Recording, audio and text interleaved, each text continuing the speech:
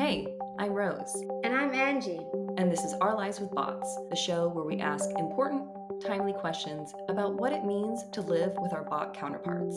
And from time to time, we also dive deep into what an AI future might look like for us. Sometimes we agree, sometimes we spiral, but we always go deep. Hi, everybody. We're delighted to welcome Atay Kozlovski. This is going to be the first of our interviews with specialists in their field. And today we're delighted because we have a philosopher in our midst. So Rose and I have been talking about research and empirical research where there are facts and data, and we have numbers sometimes to substantiate things that people have said.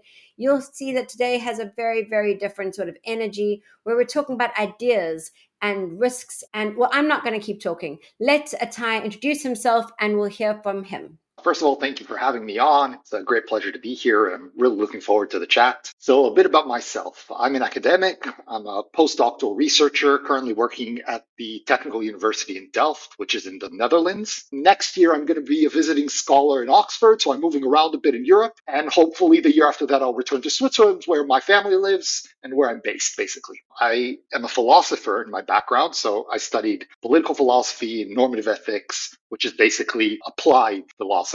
I did my dissertation in the University of Zurich in Switzerland on the topic of normative ethics and rational decision theory, which means basically I was trying to investigate and understand what are the weird situations, morally speaking, that we come across as decision makers, and how do we deal with those cases. And during my last 2 years of my dissertation, I became very interested in technology and sort of how do we take decision making from the human context and we sort of apply that to this different domains. I spent a lot of time thinking about how when we're designing technology, we have various stakeholders with contrasting interests often, and we sort of embed these technological artifacts with our value systems. And how do we sort of resolve those tensions within these really impactful systems? So they could be infrastructure, it could be electrical grids, or it can be, software and AI technology.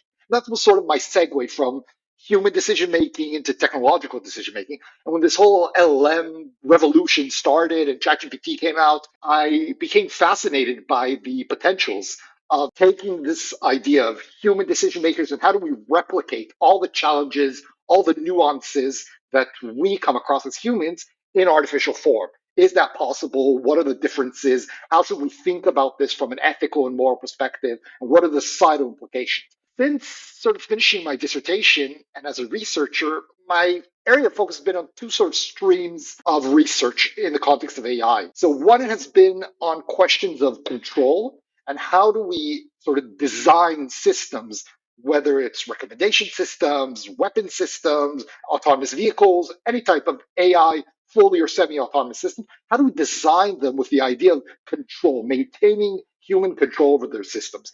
Sort of which tasks can we delegate, which tasks ought we not to delegate. And the second line is on this idea of digital duplicates. So what does it mean to try and replicate human beings in digital form? There's no consolidation in the literature on the correct phrasing or terminology for these technologies. It's highly debated and disputed. How should we call these things? Digital duplicates, AI twins, digital doppelgangers. Just for the sake of simplicity, I want to say that whenever I'm using any of these words, I'm meaning one specific idea. That is the following definition, basically. AI systems which attempt to simulate real human beings and that they have at least partial or semi-autonomous capabilities. So that's the general heading. And under that can fall a lot of different subcategories, among which are chatbots or simulations of real people for us to have relationships with or interact with. People that we know, people that we've met throughout our lives, people that we've never met but that we've idolized, like celebrities and things like that. There's so much diversity in this. As we dive into it, I'm sure you'll see it. There's really a lot of difference between one use case to the other. This is within our series on companion chatbots, which are any sort of chatbot that people can use as companions. I'm really curious to hear more about the digital duplicates of the companion side of things. The first thing that comes to mind is when people recreate someone's likeness within a companion chatbot in order to have some sort of relationship with it. For example, recreating exes who have left them. So is that something that comes within your work as well? Oh, yeah, definitely. That would be the primary use case that I look at. A colleague of mine called Paula Sweeney, she wrote an article a few years back speculating that soon we will be able to create X-bots, she called them. It's this idea, your partner left you, you're really, really depressed, you want to keep going on with that relationship, so you create an avatar in their image, you train it on their personal data or to their likeness, and you sort of go on with that relationship with the avatar instead of with the real person. And then just recently, some startup company called Closure Inc., they created basically this idea. It's an app where you can create a digital version of your ex-partner or someone they publish it as someone who ghosted you, and so that you can move on. That's how it's sort of advertised. But of course, you can use it just to keep going, right? Let's say Bob is making the X-bot of Mary. Bob is not actually continuing the relationship with Mary in any significant sense.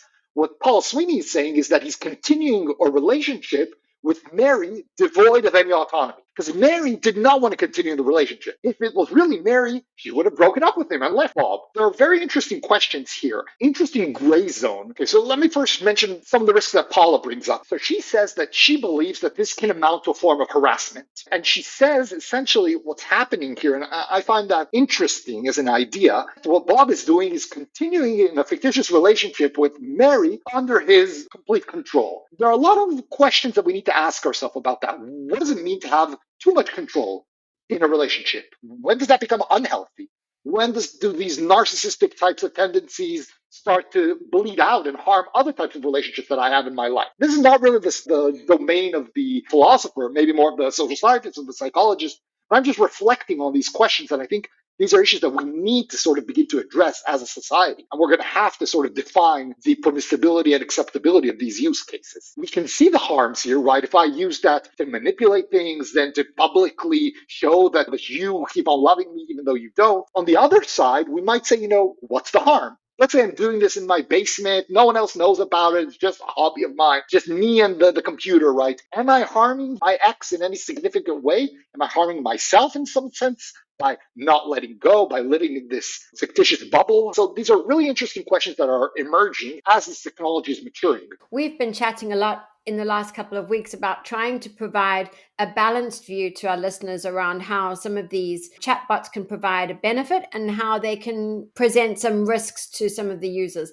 So maybe, Atay, from your research, if you can share some of the risks that you see in some of these digital duplicates, and you mentioned some of the Griefbots, but where do you see where these are beneficial, but maybe where they present some real and material risks? Well, let me just maybe show you some of the simple distinctions that I use that'll help sort of clarify this. So I think one general distinction that we could think about is whether this type of duplicate that we are creating is interactive or not interactive. So if we're talking about an interactive duplicate, it's one that we want to converse with in some sense.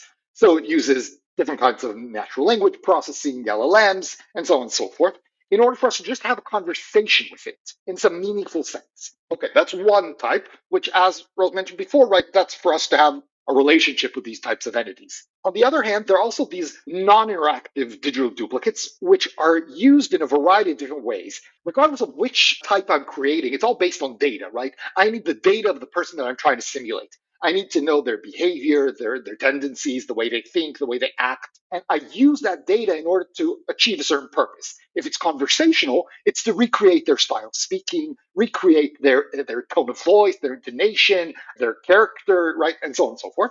And if it's not interactive, then what I want especially to do is use it for predictive purposes. For instance, here's one example that colleagues of mine are working on. There's a huge problem today that exists in the medical context with surrogacy. So people who are unable to make decisions for themselves, they require surrogates. So you can think of cases of incapacitated, comatose patients, or on the other extreme, elderly patients that have lost cognitive capabilities, right?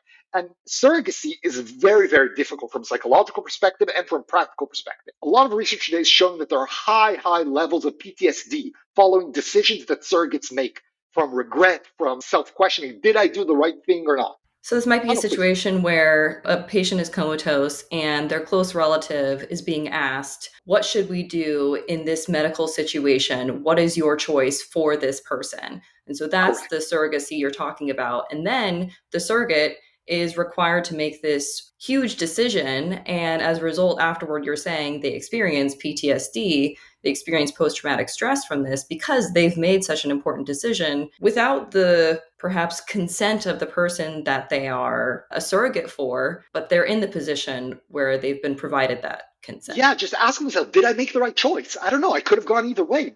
Did I do what they would have wanted?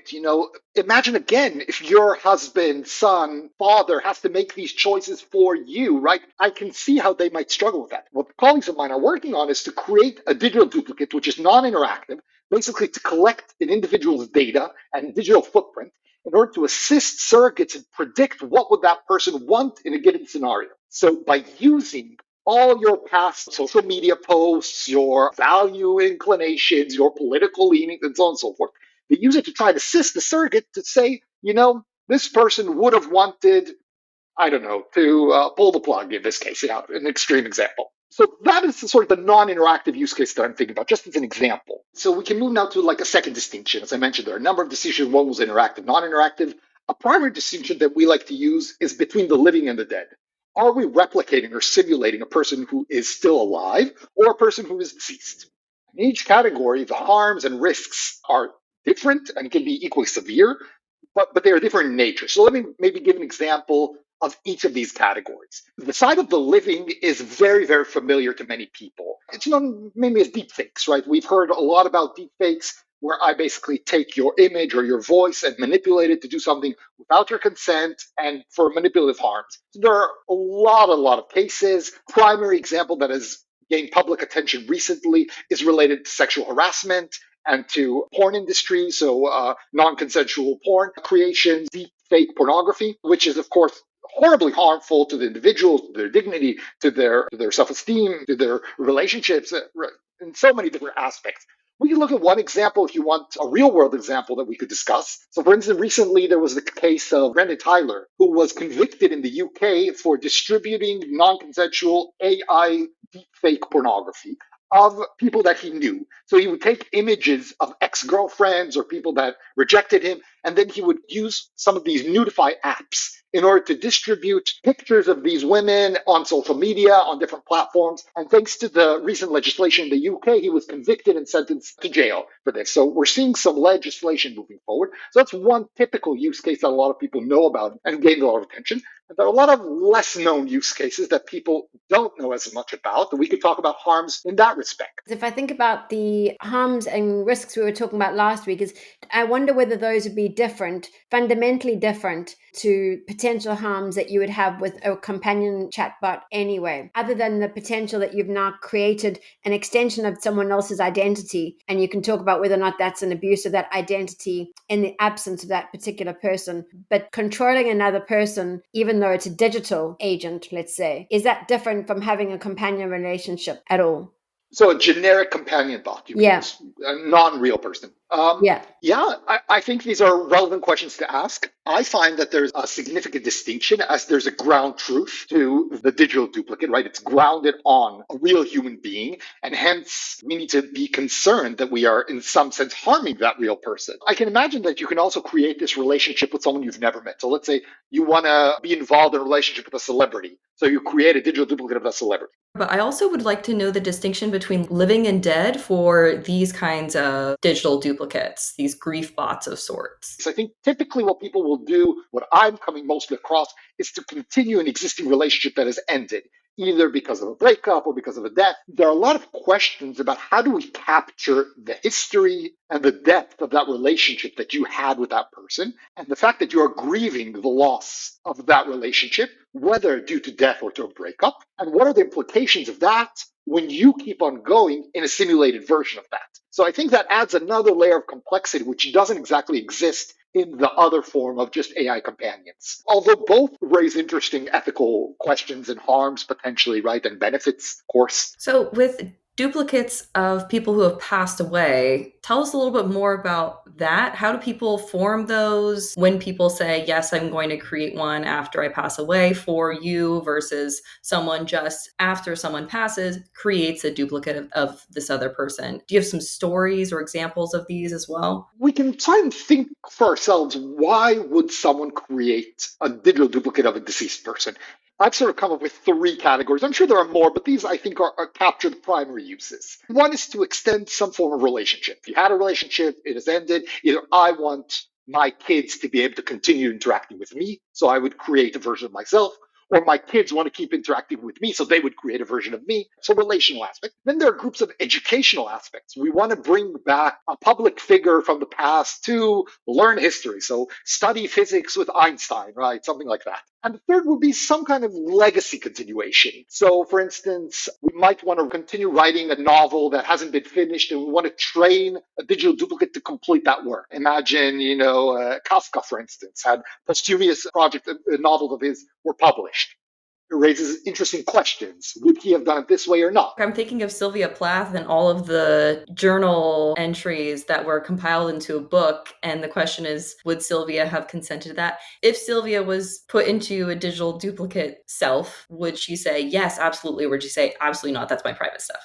Yeah, exactly. These are interesting types of use cases. They resemble sort of the non-interactive type that we mentioned before. A lot of people are working today on authorship, for instance. They say, so let's say I'm a fan of Game of Thrones, and George R. R. Martin is very old, and he's probably going to pass away soon. He hasn't finished now the sixth book. Would it be okay that an AI version of him finishes the book for him? Interesting applications, but these would be legacy continuation. So we mentioned three categories: relationship, education, and sort of legacy aspects. I think these are strong motivations to create these duplicates. There are a lot of questions behind. First and foremost, can it do what it's meant to do? I'm quite skeptical. I'm an AI skeptic in general.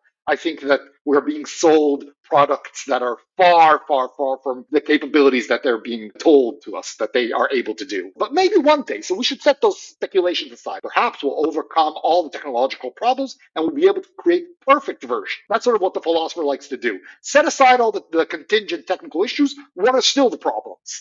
And I think there are still problems left, even if we perfect the technology. And a lot of those problems relate, of course, to the uniqueness of human beings. Can data actually capture what it is that makes each of us who we are? Or is there always a distance between the two? Now, in the philosophy of AI, we often refer to this as an alignment problem. We say that we want the AI system to be aligned with some kind of goal or value.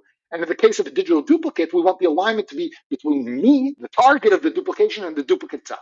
I want the duplicate to accurately and faithfully represent my beliefs, my values, my wants, my needs, and so on and so forth. The alignment problem is one which says, not sure that that's possible. And here are a few considerations as to why. So let me just mention one, okay, just for the sake of argument here. There's a deep question which says, are our decisions directly determined by our beliefs and our values? So let's say we believe in, let's say I'm a Democrat-leaning, left politically oriented person. Does that mean that I will always vote the same way down the line? Or do I change through time?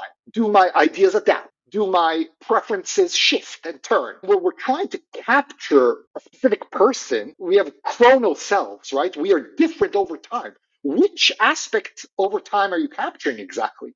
Are you freezing the Atay of 2025 and forever interacting with that? But you want to engage with these digital duplicates with future questions, not just past ones. So remember, I mentioned the case of my kids interacting. And this is a real example that we can discuss in more detail. There's one case that was recently written about in the New York Times where a man wanted to create a digital duplicate so his children could interact with that. And one of the quotes that came up is, I want them to be able to ask me when they're thinking about getting married. And I thought to myself, yeah, maybe you have strong beliefs about that. Can you really say that your analysis and your beliefs now will be relevant for every single circumstance that will happen to your children? We make decisions according to contingent circumstances. We change over time. Our mood changes. And to think that we can accurately replicate who we are throughout time, to me, is a kind of illusion. I think that what we are doing with these digital duplicates, we're flattening humans into one-dimensional type of person, rather than seeing the variety, the flexibility, and the free will that we have as human beings. And with that example in mind, with creating a digital duplicate of yourself so that when your kids are at the point of getting married, you can talk to each other and have some sort of feedback or whatever it may be. And I'm thinking of the instance in which parents who know that they will pass away, maybe are terminally ill, will write letters to their kids that their kids will then open at different stages of their lives. That is also that person at this one point in time making these sorts of commentaries or considerations, etc. Of course, in this case with letters, the person can't actually interact with their kids and have any sort of conversation.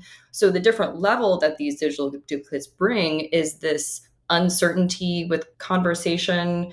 Who knows what sorts of commentaries this digital duplicate might make? What if the digital duplicate says something totally far off from what that parent would say to their kids and say, no, you can't be with this person. I don't approve. Like, what if that were to happen? And I guess that's the risk, right? Because a letter is in some ways it's easy. It's got a date at the top. It's very clear it was dated that day. We all know that's as much as that letter is ever going to say to you.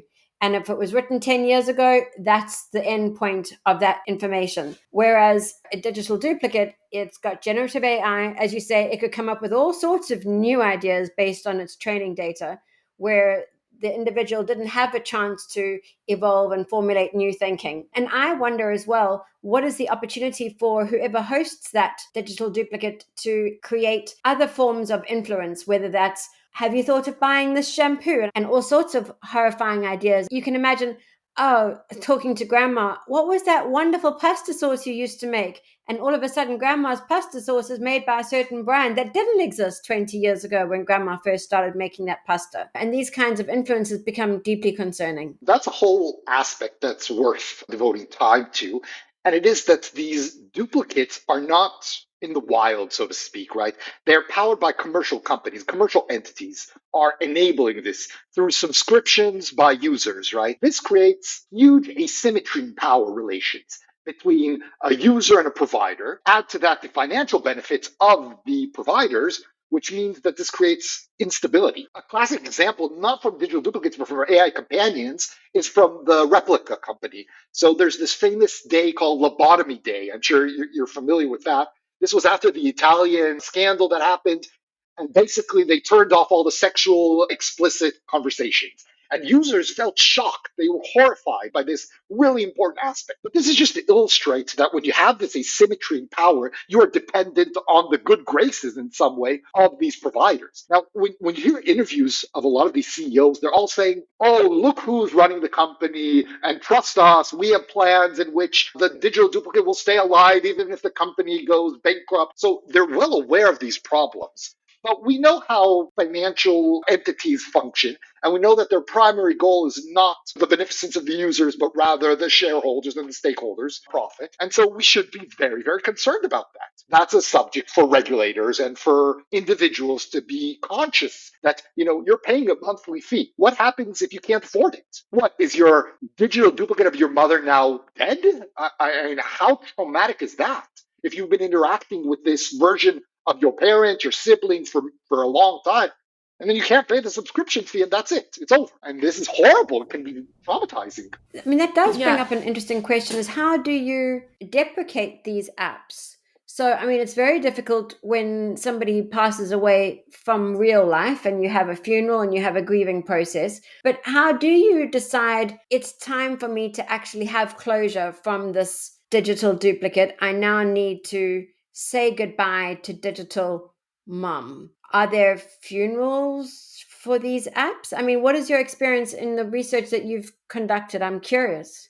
Yeah, I've never worked on the saying goodbye aspect. I've read about it in the literature, and I know some people are interested in this very much. There's a group in Cambridge who did cross-cultural research in India, China, and Europe to see whether this changes according to cultural tendencies about how we sort of say goodbye, how do we deal with death, and then how does that relate to digital immortality in that sense. So there is research going on in this. Some have sort of made the argument that we should impose a certain deadline on these digital entities that in advance you should know they're going to exist for this amount of time. Others think that this is horrific and shouldn't happen. So there's a lot of debate on this. There is no consensus at all on what is the right thing to do here. A lot of this technology is in the wild, wild west in that respect. Not a lot of legislation, very little oversight, no guardrails. So it can be good, can be bad, but it's basically people experimenting. And hopefully the consequences are not severe, but unfortunately we've already seen severe consequences. We've seen people form strong emotional attachment to these types of AI companions and even commit suicide after being motivated by these relationships. That's more on the AI companion side. Well, I'm sure you're familiar with the Sewell Zetzer case of the teenager in the US who committed suicide, and then they're now litigating against character AI. If you go on character AI, for instance, today, you can interact with a digital duplicate of Sewell Zetzer himself. They've recreated a version of him, and that would constitute as a digital duplicate in this sense, in my sense. So we're seeing this weird sort of mixture between fictitious and real, with consent, no consent. Consent to me is a primary distinction that I try to focus on in my research. So another category, going back to the beginning, right, is that I think a lot about has there been consent or no consent, and that creates, different versions of how we should treat and think about these entities, these digital duplicates. But back to your point about ceremonies and letting go, that's one aspect of concern. Another is, what if there are many people in your family and one wants to interact with them and the other doesn't? The flip side of that is that some have been talking about being haunted by the dead. Imagine you created this avatar and you decided this is not for me, but then you get a notification saying mom wants to know, what are you doing today, whatever. Suddenly this provider is trying to pull you back in because they need you to engage in order to make their profit. These can be very manipulative. And as you mentioned, this idea of the shampoo, one of the concerns is, as we're seeing with LLMs, is that there's an emerging market for advertising through LLMs. What's happening behind the scenes is that these companies are bidding for the LLM to recommend their product in its outputs. A big concern is how much influence will suppliers or the platforms that we use have on the outputs of the digital duplicates. Will they be able to slightly nudge the output according to their own financial incentives? Like, for instance, to hide an ad inside the output of mom or dad, to encourage you to do certain things. If you're asking the digital duplicate, where should I go on vacation? Should I really do that? And they have a sponsorship with, I don't know, with United Airlines. And then suddenly mom says, yeah, you should fly to this destination, and so on. That reminds me of the Black Mirror episode that came out where someone gained this subscription service that allowed them to continue their life, even though they, I think, were brain dead. And the subscription cost kept increasing over time with this new company. And then if they got docked down to the lower tier of their subscription because they could only pay the lower tier, all of a sudden, the person who had this technology in their head that allowed them to continue their life would randomly burst out an advertisement completely unrelated to the conversation. And then they would go back to the company and say, my, wife is spurting out advertisements and you keep raising the subscription price. I want to keep her around and she wants to stay around, but this is not a high standard of living. There's an interesting power dynamic on the side of the company and the digital duplicate, and with advertising and then also being able to turn it off and raise prices, things like that. But then there's also this interesting power dynamic between the user who has access to the digital duplicate, who might have also the ability to customize it. For an example, with the case of companion chatbots like Replica, someone could, in theory, make a digital duplicate of their ex in order to gain what they want to gain out of interacting with this ex agent. They might think, okay, my ex was like this, but I actually want them to want to be with me and be agreeable with me. And so let me tweak their personality a little bit and make them adhere to how I want them to be. And I'm thinking of this case with, for example, kids and their parents, where maybe the norm is all of a sudden everyone who experiences the death of a loved one, like a parent, will create a digital duplicate of that parent, and that's the norm. Perhaps it is that people then also recognize their ability to customize that duplicate of their parent in a way that aligns with what they want their parent to do and how they want their parent to interact with them. To what extent might that motivate people to think, my parent is not treating me the way I want, I can't wait until I can make a digital duplicate of them? Bunch of questions around that, but I'm thinking of like the norms, how norms change with these sorts of things. To what extent we devalue real people? Yeah, I think the extreme version of what you were saying is that, okay, just a hypothetical, that I would kill someone in order to make a duplicate of them that acts as I want. That would be extreme. But I think there are real world, less extreme examples of what you were mentioning. So I think it's a really common question whether we need to replicate all characteristics of a person, or do we sort of censor some parts of them? So the fact that I get angry in the mornings, right, or that I'm not as patient as I should be, should those attributes or aspects of my personality be captured also in my digital duplicate form? Or do we only want the nice and friendly Atay? That's sort of the low stakes example of that. Maybe I'll give two examples of digital duplicates of the deceased that I think bring up these issues of control and whether they're good or bad. One example that I came across in the historical context that I mentioned earlier, so I did a lot with legacy and history of different kinds of historical events, specifically in Holocaust studies, something that I work on, preserving Holocaust testimonies. And part of that research, I sort of engaged with these chatbots of different Nazi officials from the Third Reich. And it's really interesting interacting with these digital duplicates of them. So I had a nice chat with Heinrich Himmler. So Himmler was the head of the SS in Nazi Germany. And then I sort of asked him, just to see sort of what goes behind it. I was asking, well, what was the Holocaust? Tell me a bit about that. And then it gave me sort of this really, vanilla censored answer of, oh, the Holocaust was a terrible event. It went much further than I had wanted it to. I regret these types of things. I wouldn't have repeated it again. Something that has nothing to do with the real historical figure of Heinrich Himmler, who was a horrific monster, right? A purist, an ideologue, right? He believed in the Nazi ideology to his core. And this is a complete misrepresentation of him. But it raises questions, right? We're bringing these really controversial historical figures. Do we want them to be accurate to their past? Should a student interacting with this type of character be indoctrinated in Nazi ideology? That doesn't sound right either. So that's one example of these tough questions that we need to ask. A second example was a recent interview between the journalist Jim Acosta and a digital duplicate of one of the victims in the school shooting in Parkland, Joaquin Oliver. They created a digital duplicate of him. His parents created this duplicate. And the idea of creating the duplicate was to give Joaquin an opportunity sort of to speak in their words, right, for them to hear his voice. But also, it was used as part of a campaign to promote gun legislation and against gun violence. Now, we might say, this is a wonderful cause, right? It's a really important issue that is very, very actual, and we need to hear voices that show the harm caused by this. But is Joaquin Oliver a gun activist? Was he in his life in any way? In what sense are we not just manipulating and using this person for our own political agenda? Is that okay or not? These raise fundamental questions, and they're not as extreme as the speculative ones we talked about in the beginning.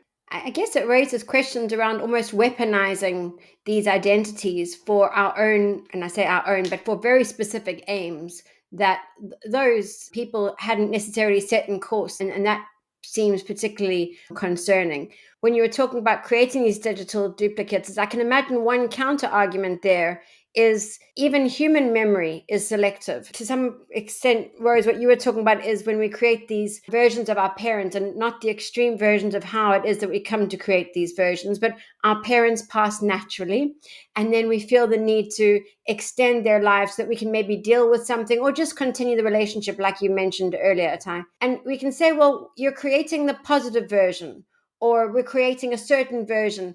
And yet memory works in the same way. So I can imagine people using that as an argument as well. What do you think about that? And how do we consider that in terms of digital duplicates? Yeah, it's an excellent point. I think a distinction perhaps that we can draw is that when we reflect on memories, right, we come to create a narrative within our head. We remind ourselves about certain events. We reflect on it. It's a very personal activity in a sense. And then when we go to be psychoanalyzed, we sort of try and draw back the curtain. But what are the lies that we've been telling to ourselves? What is the real version, if there is such a thing? Okay, so that's one aspect of the personal sort of reflection and dealing with memory. But when we employ AI systems, we have to remember the power of this technology, which is one, we are giving a type of objective, external strengthening to this version that we've created. And often we see this with recommendation systems. We have this tendency to believe that these really, really sophisticated technologies are reflecting the truth in some deep sense. And that is a much stronger illusion than merely reflecting on my memory on my own. So that's one concern that we might have. Another is perhaps we don't have full control of these systems.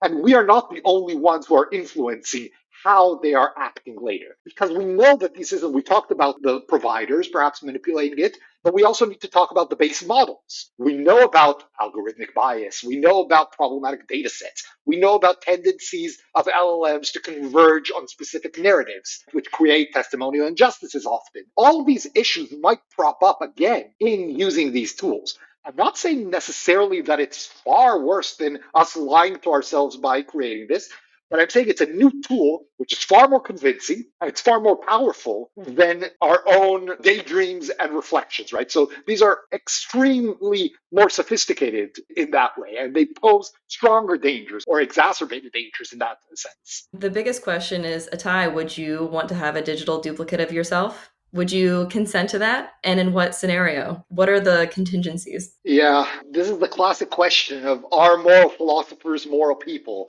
And probably the answer is no. Would I want a digital duplicate of myself? No, probably not. And here's why. I think I mentioned earlier that I think it's a flattening issue. I think that if someone decides to make a digital duplicate of me, hooray for them, but that's sort of not something that I would actively pursue. The more difficult question that I've been reflecting on is whether I want a digital duplicate of my parent. And this is something that I've sort of been dealing with for the past year or so, since I've been dealing with these issues a lot. I have a very, very strong relationship with my parents, and I know that when they pass away, this will be hugely, hugely traumatic for my life. And yeah, can I sort of maintain that relationship? I'm extremely skeptical, but I would be willing to try it. I would definitely be willing to undertake it because I think that, there's an important phenomenological aspect here. Even if it's a simulation, and even if it's not perfect, if at the end of the day it creates for me the illusion that can allow me to fulfill this type of need that I have, then maybe there's some positive aspects to it. I don't know about the holistic questions, whether that's stifling, whether it's unhealthy. These are issues that, right, we need to reflect on and think about. So yeah, I'm undecided on that aspect. What I am doing now is I'm experimenting with these types of tools currently. I'm designing some of them, not with my parents. Maybe I could share a few words about that. I'm working on a project together with a friend, colleague of mine, and we are creating a digital duplicate, a dead bot of his deceased mother, who is a Holocaust survivor. And she passed away about 6 years ago. And she was very, very active in education, in sharing her testimony and story. And we are trying to see whether these types of tools can recreate that type of sense of presence, of sitting with a person who has experienced something traumatic in their life, and they're sharing it with us so that we can learn from that. And we're sort of playing around with these tools. It's very, very early, and my experience so far is quite negative. I don't feel that it is passing the point in which I feel comfortable with saying this is meaningful or realistic. But maybe we'll be able to get to that point where it is. I think there's a lot of value if we can get to that point. But it causes me to reflect on a lot of very, very hard questions that we've touched on a lot of them throughout, right? Where does her story end and sort of my influence begin? And here's an example. One of the outputs of the bot sort of ended ChatGPT style with sort of making this generalized reflection about something abstract. It gave part of her testimony and then sort of abstracted to give us like, oh, and people should always think about, some kind of generic sentence that is nice to hear but means very little. I was sort of forced to think, should I delete that output and sort of force the bot not to respond that way? This seems like a very natural thing to do, but it was really hard for me to do that because I felt like I'm somehow manipulating something that I shouldn't be, like that I shouldn't have that type of control over this person's output or the replica of this. And that sort of really raises the questions about using generative AI for these types of issues. Inherently, what generative AI does is extract and produces new. The promise of that is, it's wonderful. You can have a natural feeling conversation with this person. The downside is it's all simulation and it's all fake. Can we sort of overcome that feeling? I don't know. I'm testing it out.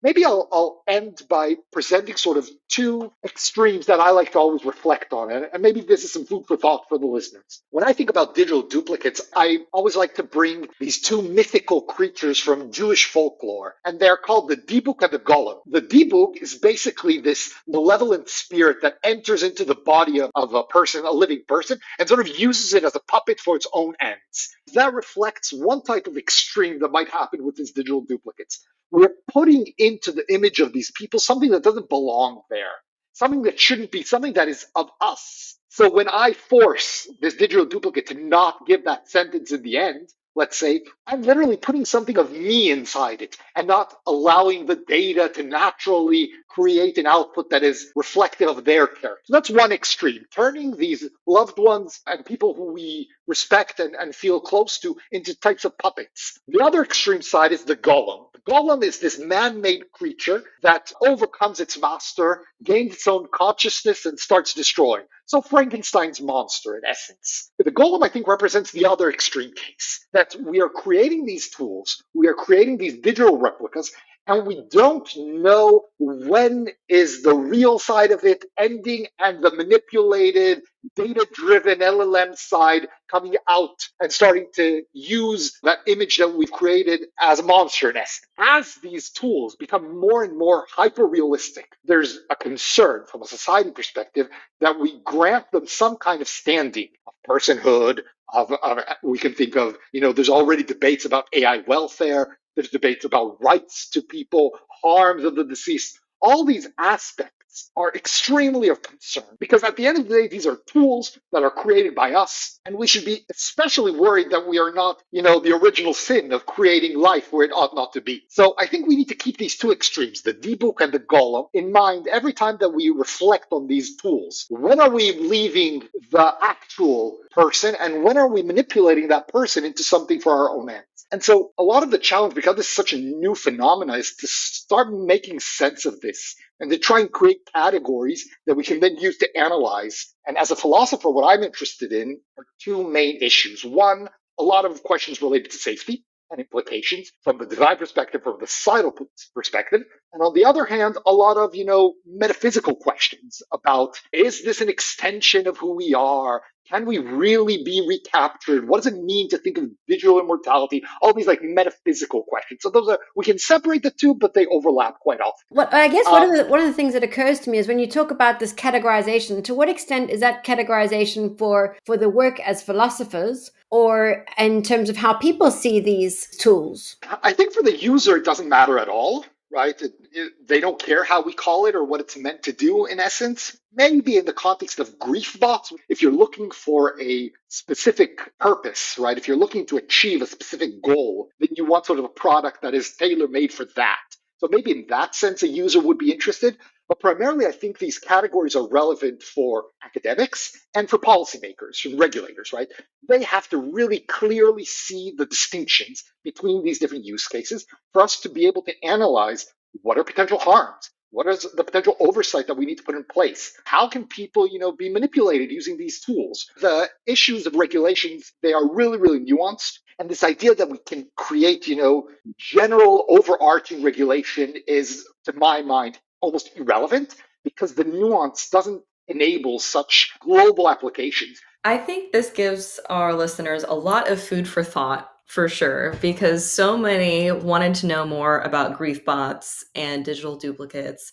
Big question mark of what even are they? And now we have concrete examples and some extrapolation into the future of what might be. Now people have at their disposal some information moving forward on how to respond and whether or not to use these. I really love the two images of the two stories as well from Jewish folklore. And I think what a great image to leave our listeners with. So thank you so much, Atay. It's been wonderful getting to know you a bit more and to hearing more about your research and all of your ideas. And just to give our listeners a bit of a philosophical flavor to these ideas and to these concepts that we've been talking about for the last couple of weeks. So thank you so much for your time. My pleasure. And I really enjoy interacting with people on these. So please feel free to reach out and contact me if you have thoughts or questions. I'm always open to discuss this issue. So I just wanted to put that out there. And my details are in the show notes. Wonderful. Well, thank you so much, all of you who are listening, and Atay for joining us today. And stay tuned for our next episode to learn even more about companion chatbots from an external perspective.